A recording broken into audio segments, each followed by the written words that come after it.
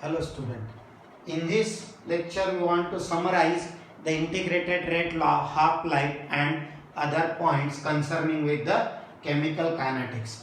Again, suppose consider a general reaction, A moles of A combined with B moles of B, formation of a C moles of C and D moles of D. So what is the differential rate equation for this? Rate equal to decrease in the concentration of A with respect to time divided by stoichiometric coefficient A, या फिर again decrease in the concentration of a B with respect to time divided by the stoichiometric coefficient B, या फिर increase in the concentration of a C with respect to time divided by the stoichiometric coefficient C, या फिर increase in the concentration of a D with respect to time divided by the stoichiometric coefficient. It is called a differential rate equation. Agar suppose the question asks like what is the rate of consumption of A, what is the rate of disappearance of A, so rate of disappearance या फिर consumption of A with respect to time, so what happen here, minus d of A upon dt without dividing the stoichiometric coefficient.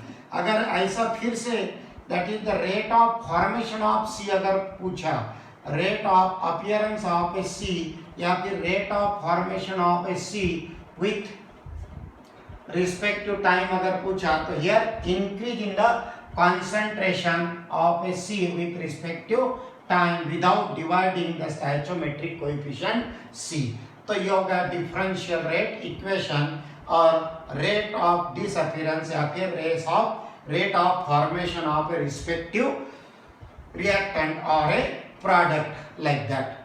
वैसे similarly अगर rate law expression लेते हैं तो क्या आ जाएगा, rate is directly proportional to the concentration of A raised to the power A, B raised to the power B, where A plus B, it is called a molecularity.